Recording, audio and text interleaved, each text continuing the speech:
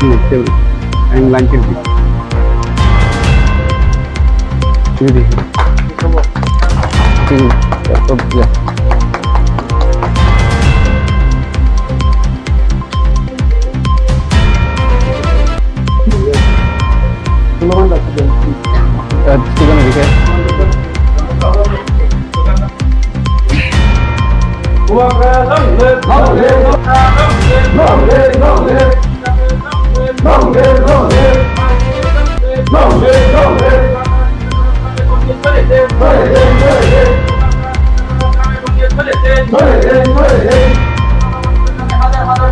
স্বাগতম স্বাগতম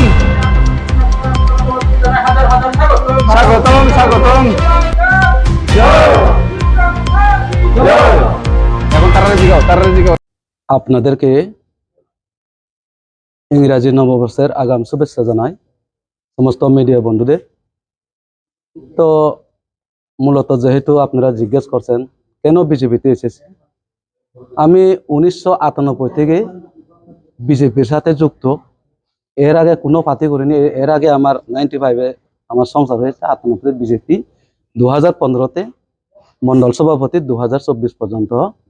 তো আজকে যে আমি ত্রিপুরা মতাপাতি মহারাজার হাত ধরে আমি যে আজকে পার্টিতে আসার উদ্দেশ্য হয়েছে, বিশেষ করে আমি রাজ্যের মাননীয় মুখ্যমন্ত্রী মহোদয় এবং রাজ্যের মাননীয় সভাপতি মদন রাজীব দা থেকে শুরু করে পাপিয়া দিতি, আজকে বিপ্লব দাখন, প্রতিমা দে, সবাইকে আমি অন্তর থেকে আমি ভালোবাসি, এখনো বাসি। কিন্তু আমার বিশেষ করে হয়েছে আমাদের সামনো বিধানসভাতে 24-এর আগে আসলো বাম,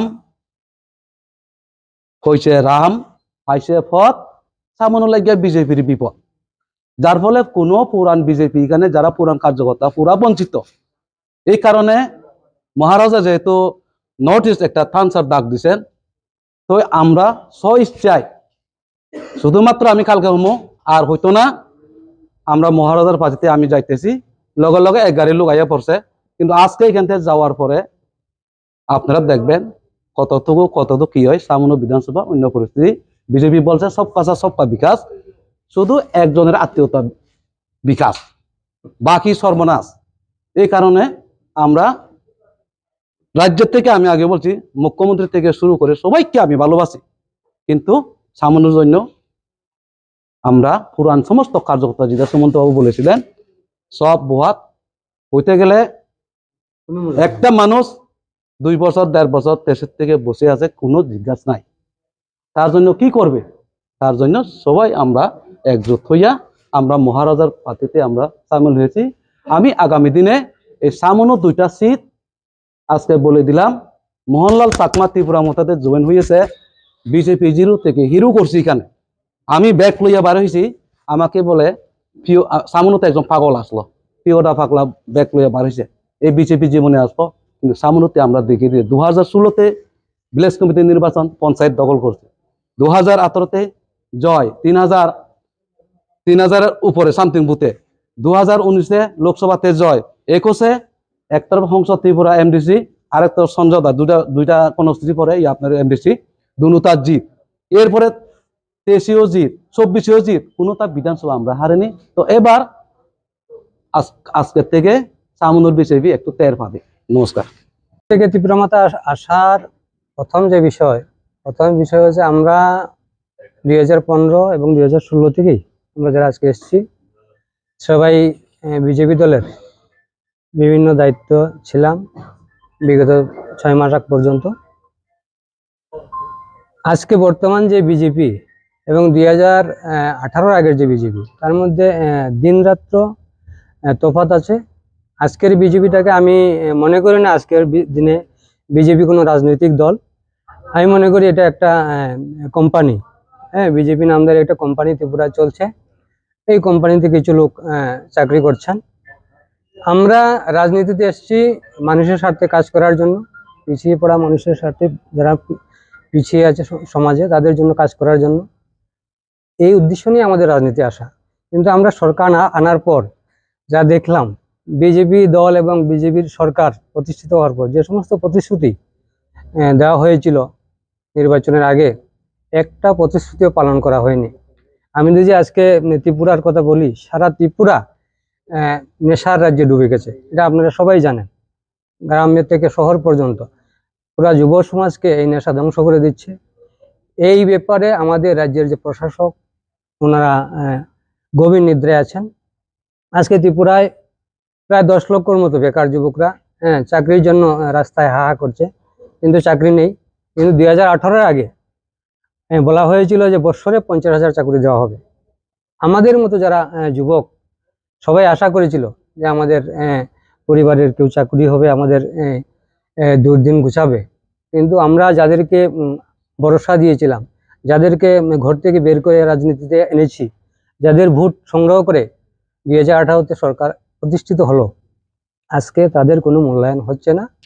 এবং 2023-এর যে বিষয়, আমি বলতে হয় কিছু, দু একটা কথা বলবো। 2023-এ বিজেপি সরকার প্রতিষ্ঠিত হয়েছে। আমাদের আজকে ত্রিপুরা মাতার নেতৃত্বরা বলেছেন যে 42টা আসনে ত্রিপুরা মাতা দল প্রতিদ্বন্দ্বিতা করার ফলে, ভোট কাটাকাটির ফলে 2023-এ বিজেপি সরকারে এসছে।